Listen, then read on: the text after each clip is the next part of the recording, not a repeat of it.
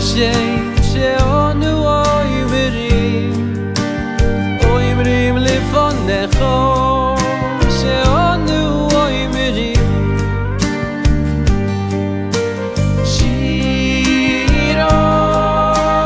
אוי לא מה זה אומרים לפונך שירו אוי לא מה זה כשם שאנו אומרים לפונך שאנו אומרים שירו אוי לא מה זה אומרים לפונך שירו אוי לא מה זה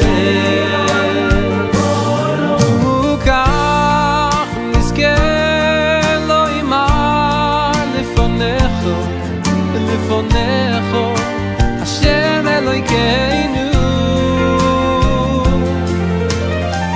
שירו אוי לא מבוא שירו אוי לא מבוא אוי כך נזכה אלוהימה לפונך השם אלוהינו שירו אוי לא מבוא שירו אוי לא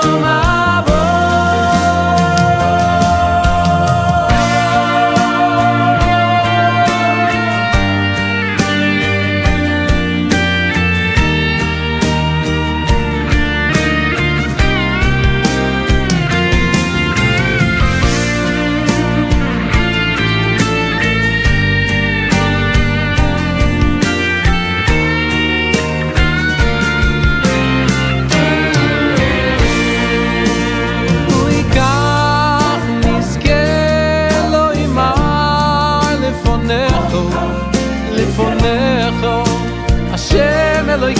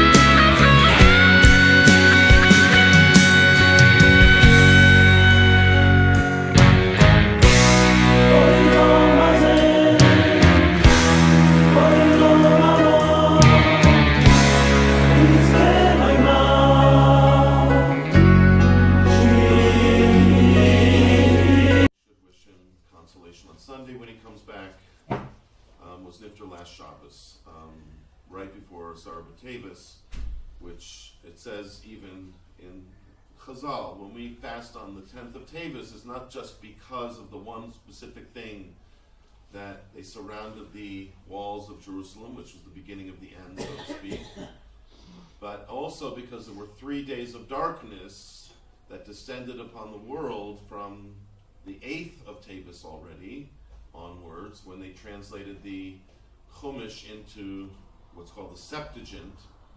The King Ptolemy, one of the King Ptolemies at least, got 70 elders in different rooms and forced them to translate the Chumash into Greek. And a miracle occurred that they all got it right, exactly the same changes each one decided to make so that the Goyim shouldn't misunderstand the Chumash. Hashem made a miracle that should occur, but yet in general, the fact that the Goyim now feel like they can talk to us about the Chumash is a reason for fasting as well. And that's why 3 days of darkness descended, because really that's, even though the Goyim feel like they were enlightened on that day, but the world became darkened on that day. Because for a Goy to feel like he understands Pshat and Chumash is a dark matter. Right? That we know what the liberals do with any pasuk you give them. So you have this reason to be fasting. You also have on the 9th of Tevis, Ezra HaSofer was Nifter. I hope to talk about him today as well, B'lineder. And then you have on the Sarah B'Tevis the actual encampment of Nebuchadnezzar's army around Yerushalayim, which lasted, I think, 3 years. And then they finally capitulated and started the siege, after the siege on the 17th of Tammuz, which ended up in the destruction of the temple on the 9th of Av. But that took a lot of time, and this is a long way off, but we still talk about the destruction of the temple. So those 3 things happened, and there were 3 days of darkness as well. And in a certain sense, I feel I experienced that to some extent, even though obviously nothing compared to what the national mourning was provoked on those 3 days that we mourn. But I think Hashem sends us little messages to remind us, as it were. On Friday, which would have been the 8th of Tevis, a tragedy befell Telstone specifically, I think, although many, many other people were affected. Someone also was nifter suddenly at the end of davening Friday morning, sudden heart attack, who is extremely central to Telstone, but also many other people all around. He was an English-speaking gadol who may also be called a gadol ador, perhaps, but not in the same stature. Rav Mordechai Friedlander is his name. Very, very big Talmid Chacham, who I know many people in Telstone, he turned their lives around. He ran a kollel in Neve Tzion for many years and changed tremendous numbers of lives and made many people, and still to this day, people run their households based on his sage advice till this tragedy, unfortunately. And there's also a kollel that he ran that they were questioning what would be today with that kollel. There's a lot of things sort of happen at the same time. As I say, when it rains, it pours. So that happened on Friday. Then I read on Motzi Shabbos about Rav Shapiro being nifter on Shabbos. And then on Sunday, we had our own reason nationally to mourn, not only in the history of Klal Yisrael, as we said, but even in our own day, we had the tragedy of the Pikua, of the 4 soldiers dying, being run over by an Arab terrorist, Shmuel. So we had 3 days in a row, to some extent, of tragedies as well, as if our hearts are not open, so therefore Hashem has to open them and help us to mourn in cases where we don't properly mourn. So someone once said that if we don't know how to mourn, which most of us don't, we should try to, what's called in Yiddish, chaparayim, to grab an opportunity whenever we happen to cry for some other reason, we stub our toe or some other thing closer to our family, chas shalom occurs, and we find ourselves starting to cry. First of all, don't be embarrassed, which most men are embarrassed to cry. Someone once said that's why we daven with a talus, so that we can pull it over our heads and cry all we want, and no one has to see. But be that as it may, we sometimes, whether we want to or not, find ourselves crying spontaneously, and it's not a bad thing. It actually says by the patira of a person that the first 3 days are called Yimei Bechi, days of crying. And obviously it means the people who have lost, but it also means that there is a known idea that a person shouldn't feel embarrassed to cry, and men who do have a hang-up about it, I think, in general, should find the right time to cry, because it is an appropriate thing. That's why some people used to do Tikkun Chatzos at night. It was a tzaddik, I think the Chassam Sofer, one of the Gedolim, who used to fill a cup with his tears. And I think he eventually drank it or something, but it was, he cried enough to fill a whole cup eventually, imagine.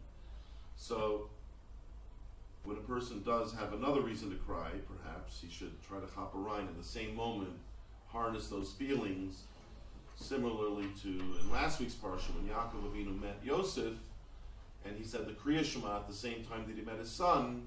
Meaning the Maharal says, and I wrote about it last week in my Devar Torah, that he was using those emotions to get closer to Hashem, because once he had the emotions of meeting his son after 22 years and he thought he was dead, etc., that he had tremendous upsurge of emotion. So Yosef cried, etc. But Yaakov said Kriya Shema to harness that energy and that emotion to get closer to Hashem. So if you do find yourself crying for any reason, try to harness it a little bit, not to divert your attention from the real tragedy perhaps, but to harness it to add more meaning to it by crying also for the loss of the Beis Hamikdash and for the loss of honor to Hashem in this world that we are experiencing at this time. So that's just a general idea. But this specific Rav Moshe Shapiro, I had a shaykhus. I was telling a story before that he actually helped me out in a very practical way when I first became frum to know how to handle going back to my hometown. I knew that he had been a Rosh Yeshiva in my hometown, of all places, Stamford, Connecticut. And when I heard he had been a Rosh Kollel there, a Rosh Yeshiva there, I felt, I had a reason to ask him a question. What should I do when I get there? Does he know if there are kosher restaurants, etc.? And of course, I was very naive. I didn't realize what kind of a gadol I was talking to, that he didn't embarrass me in any way. He just said, I have no idea. He never went around to the restaurants in Stamford. He said, but if you want to know, ask a certain Avreich. He knew the Avreich that would be the right one to ask. So he was very helpful in that sense. But I think it was my first glimpse at his greatness, that a person like that is living on another sort of plane of reality, where he could be in a place like I grew up and have no idea of anything other than what was happening in the yeshiva. But of course he knew the Avreich to talk to, which was also very helpful. So that later on, when I was actually in Or Sameach, and Rav Moshe Shapiro was the Rosh Kollel of the Kollel at the time in Or Sameach, and I heard about his greatness through others that I had contact with.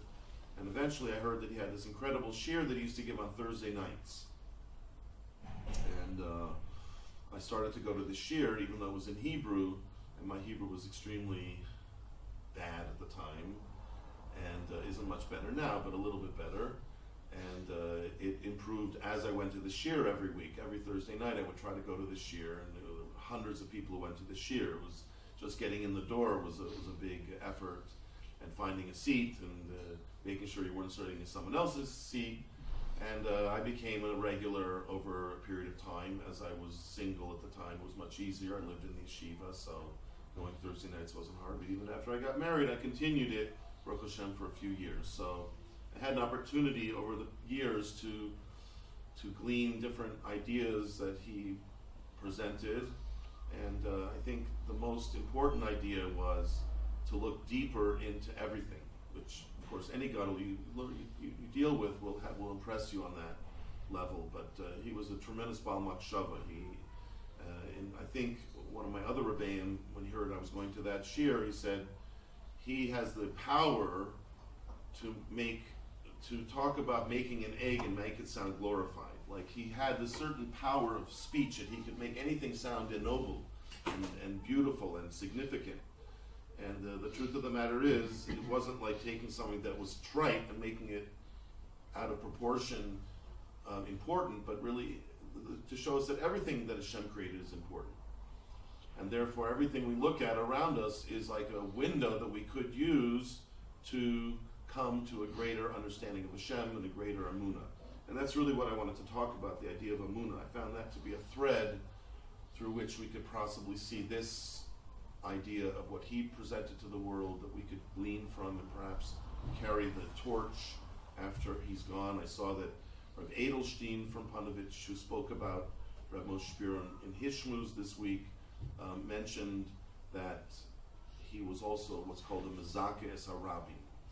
Mezakeh es Harabi means he always tries to help Klal Yisrael in whatever situation he was in. Of course, every Jew tries to do what he can do, but he gave untold, numbers of shiurim, I think.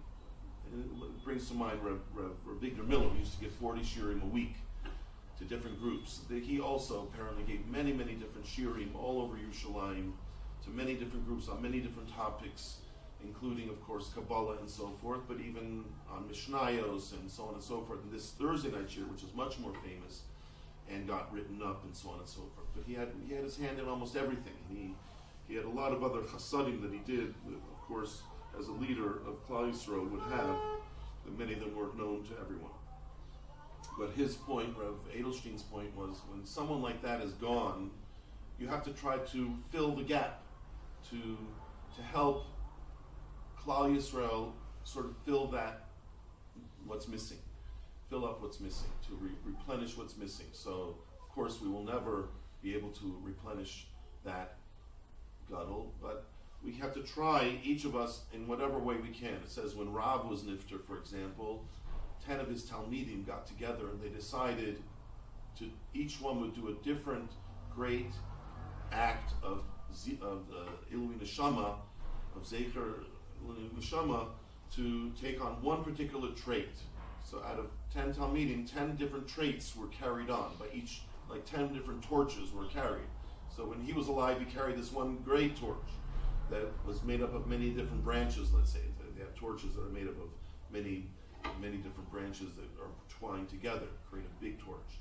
And each one took one twig, as it were, and carried us his own torch, because we can't necessarily do everything that this gadol did, but we can take one thing and carry on. And in general, that is the idea of Ilui Neshama, to try to do one thing that person, or as many as we can, has inspired us to do, and therefore even where he is in the Olam HaEmes, he's getting a lot of reward for that, because he caused you to do that in an indirect way.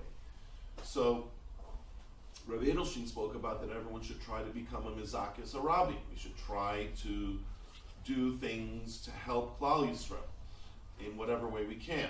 Obviously, it doesn't necessarily mean we should spend our whole day doing it, but it means in whatever way we think we can do even one more person I could teach a week, or one more gemach I could open, or whatever it is. I'm not saying what it is. It might be helping the yeshiva in some way, shape, or form. Right? The yeshiva is perhaps the greatest form of Zikui Rabi. Not only do we help people here who over the years have gone elsewhere and then spread that, and the ripple effect is there's untold amount of zchus that ends up in Klal Yisrael. But also through even things like this video, which hopefully will be seen by other people, and other things that we do, our newsletter, different things. The yeshiva itself is supposed to be a tremendous platform for Zikui Rabi. And therefore, the more you help the yeshiva, it's also an extension of that. So, I personally felt what I gained from Reb Moshe Shapiro was this idea of Emunah. When his daughter was very, very sick, some say that's why he ended up in America to begin with, because he had to take her to America and all the different medical things that had to be done. But later, when I was actually in the yeshiva here and started going to a shirim, he was giving us a series of shirim on the Yud Gimel Ikri, the 13 principles of faith. And it was all supposed to be his chus to help his daughter achieve a refuah shlema, which unfortunately she didn't, but obviously she gets a big chus for it anyways, wherever she is. And the emunah that came out of those 13 principles of faith, which each one is an irreplaceable pillar in our faith in Hashem. So that was my introduction to him. So I wouldn't necessarily say I know all of his opinions, etc. But one thing stands out in my mind more than anything, and I thought this could relate to our parsha as well. He once explained the idea of Avram Ivri. We find Avram referred to as Avram Ivri earlier in the Chumash. I spoke about it in one of my Divrei Torah a few months ago, and also even in last week or the week before, when the butler of Paro was speaking to Paro about Yosef, he calls him an Ivri.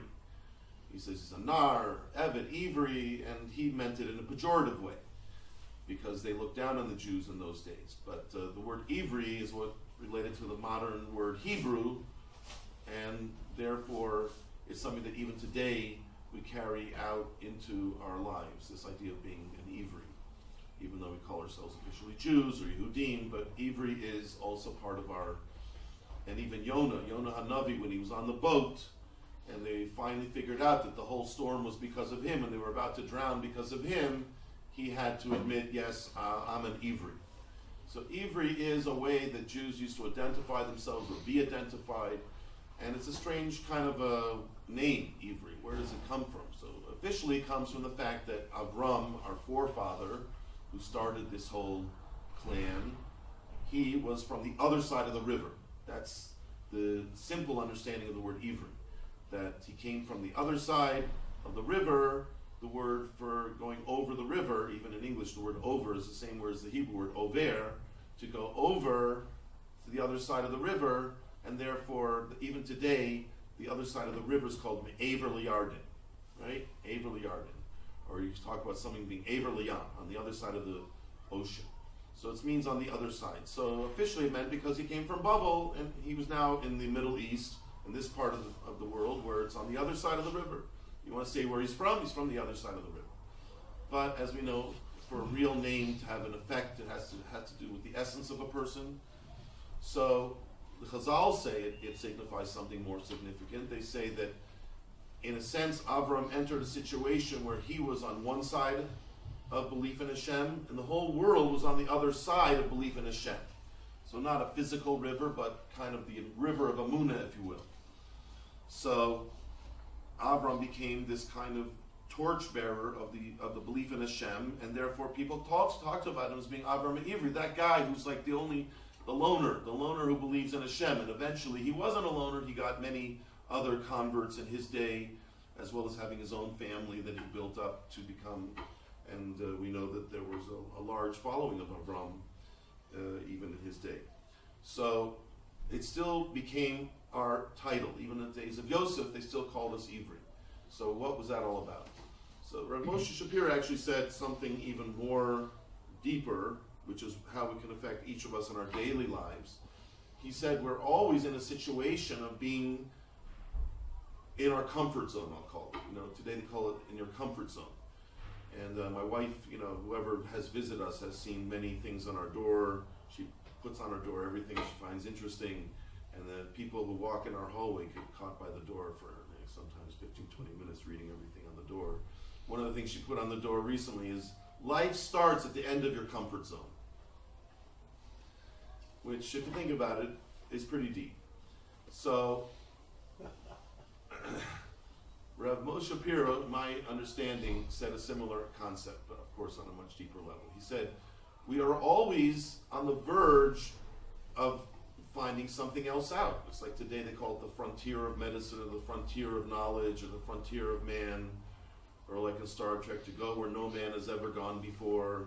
And being a pioneer, the word frontier and pioneer kind of signify this idea, which Americans are very used to. The whole idea of Americans were always going out west and going to a new frontier. When they got finally to California, they had a problem. There was not much left to physically conquer, so they started breaking other frontiers. And today, frontiers are in terms of science and technology and so on and so forth. But as Jews, we know those are insignificant frontiers. The real frontiers are the spiritual frontiers.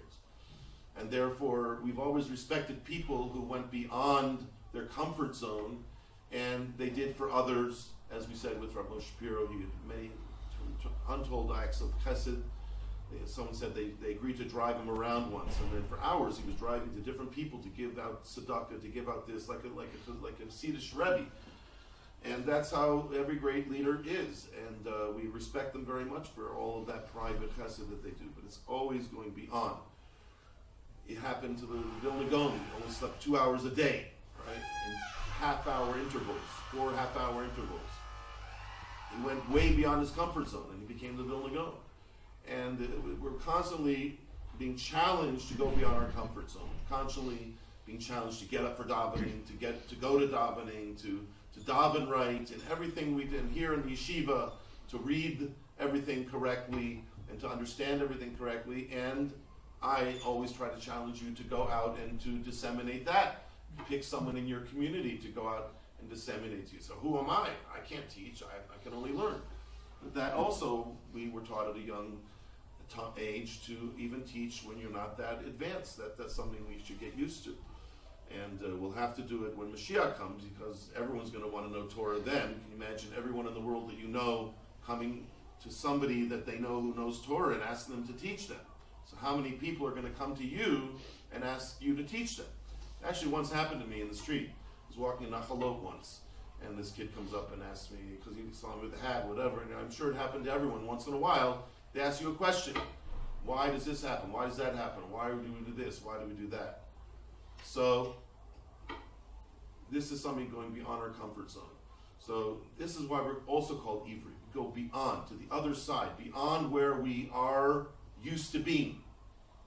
And he even said, which is a bit controversial perhaps, but it's something that we could think about, that is the idea of a zachar as opposed to a nekeva.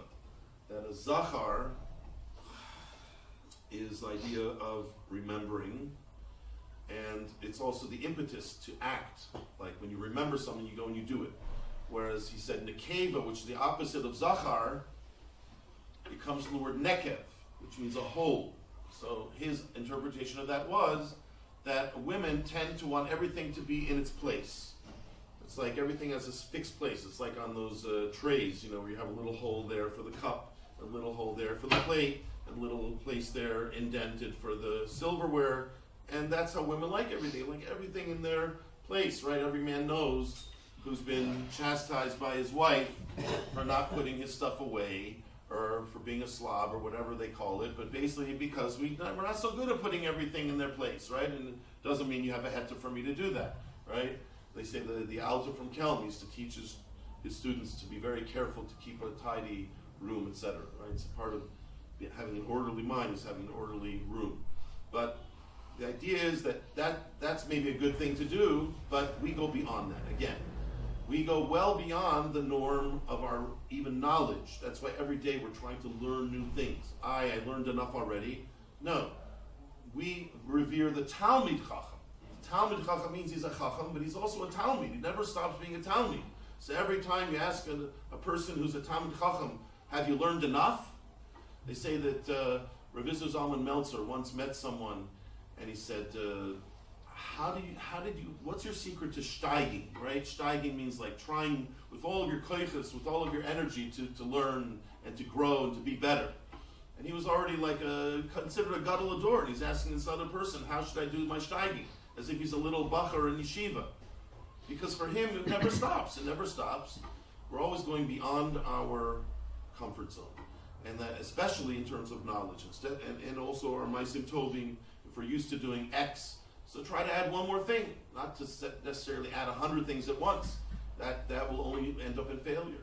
But to constantly be aware, like it says, Torah learning is compared to a person who owns a store. He knows all of his merchandise, right? You ask a guy who owns a store, so far you're selling how many items? 100. You have 100 items in your store. You know them all and everything like that, which is part of learning, knowing what you have, knowing you're learning.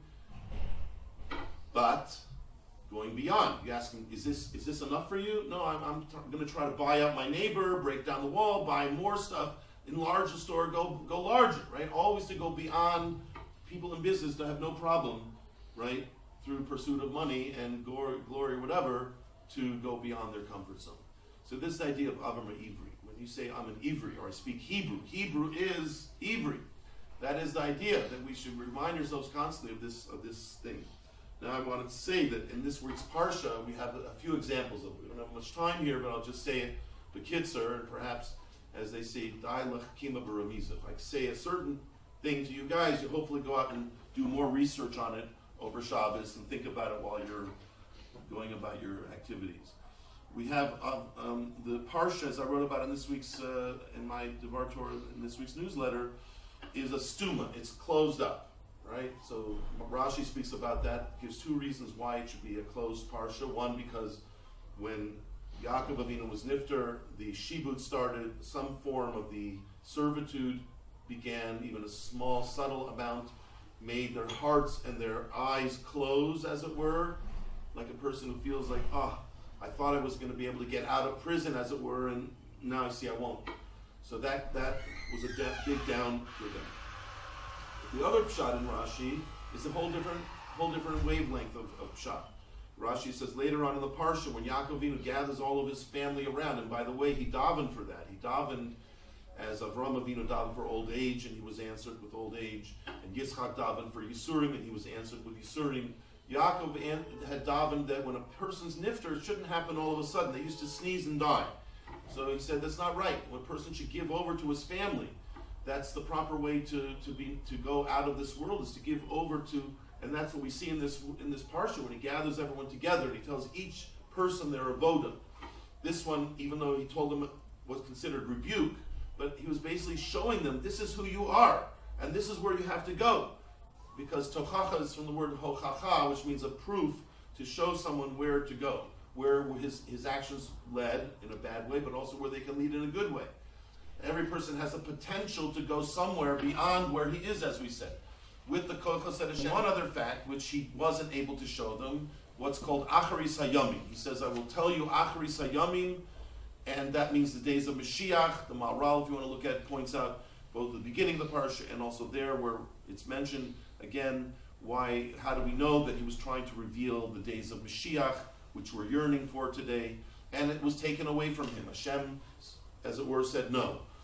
And here we have an interesting point. Why did Hashem not let him reveal the end? He with his Das Torah, Yaakov had tremendous Das Torah. If you know any gadol today, multiply it by 1,000,000, and that was Yaakov's Das Torah. And his Das Torah told him he should reveal the gates. He should tell the people when Mashiach's coming. Will help a Jew to know, okay, just keep going, he's coming next year, whatever. Hashem said, no, that's not the way.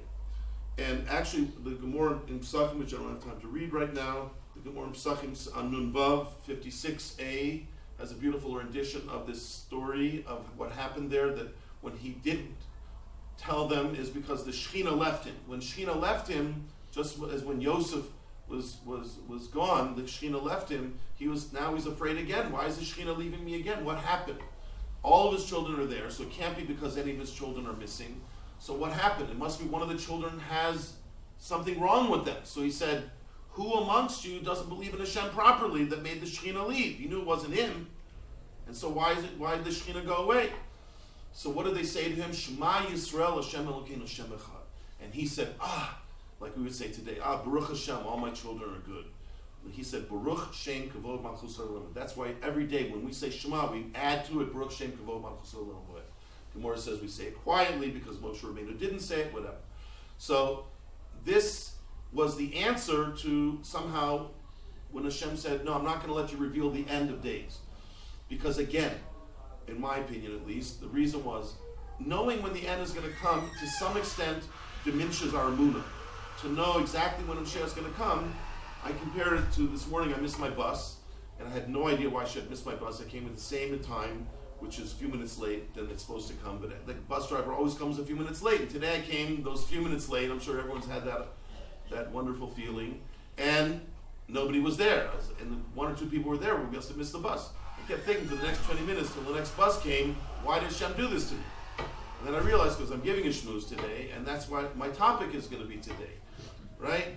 That if you know when it's coming, it breeds complacency. Again, comfort zone. If you know it's coming, then you say, I have time, right? That's the same Chazal that say, do tshuva one day before you die.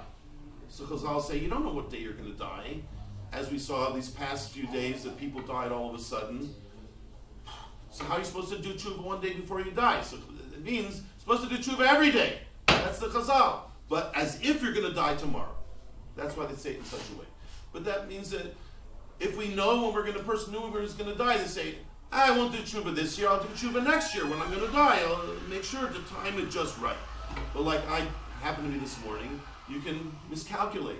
You're trying to wait till that last minute and do one extra thing and blah, blah, blah, and you miss the bus. Wouldn't that be horrible if everyone missed the bus because they knew when Mashiach was supposed to come?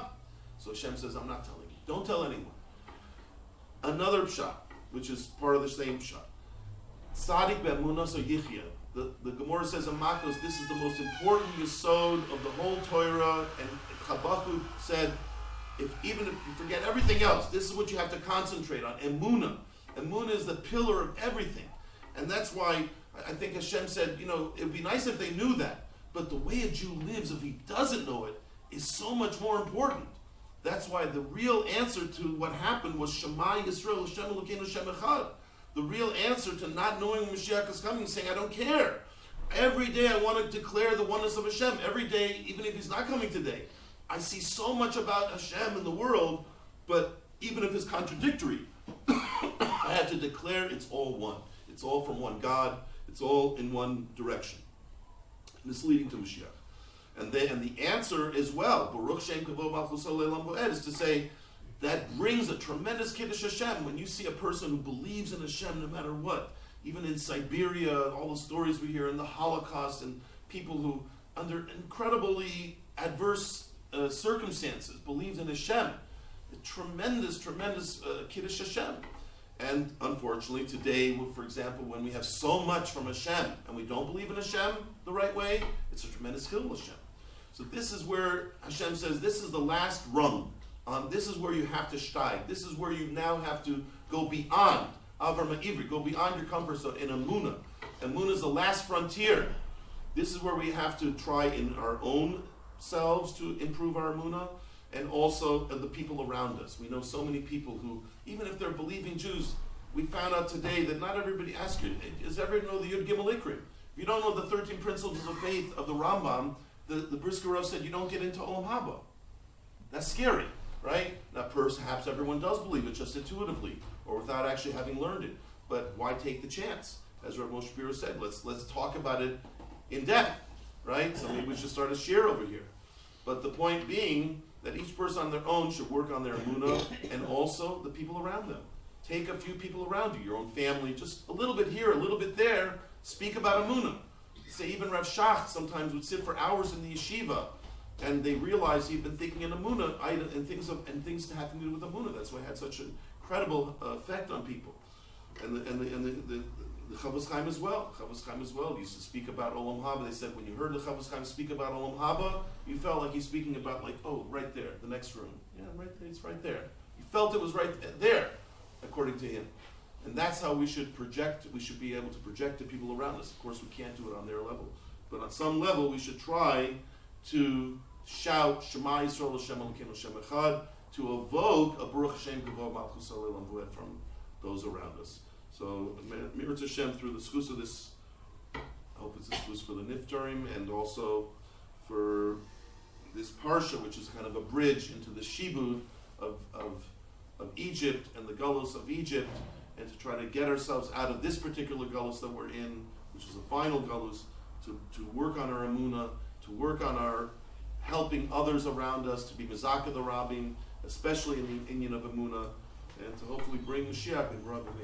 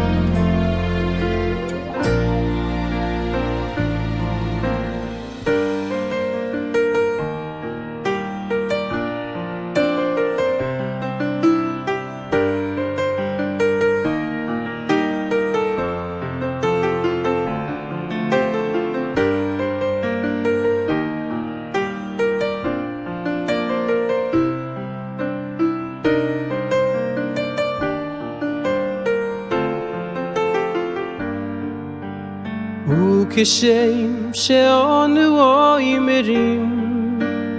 אומרים לפונך שאנו אומרים שירה באוילום הזה אומרים לפונך שירה באוילום הזה כשם שאנו אומרים לפונך שאנו אומרים שירה באוילום הזה אומרים לפונך שירה באוילום הזה כך נזכה לא אימן לפונך השם אלוהינו שירה בואי לו מבוא שירה בואי לו מבוא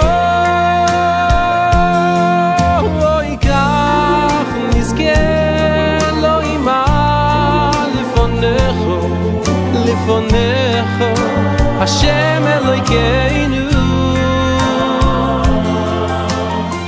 שירה בואי לו מבוא שירה בואי לו מבוא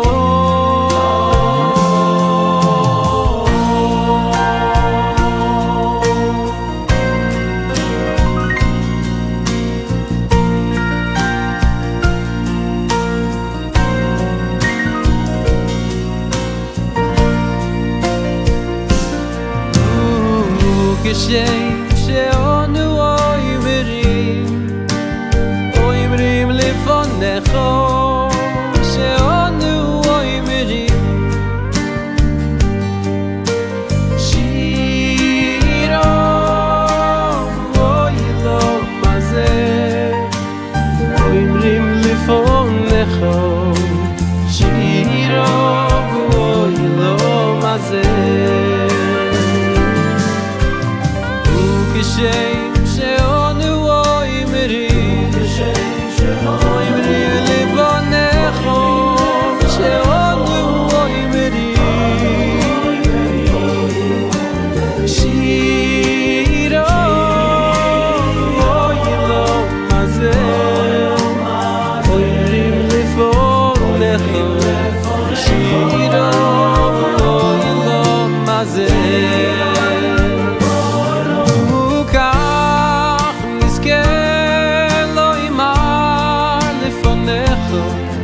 לפונך השם אלוהינו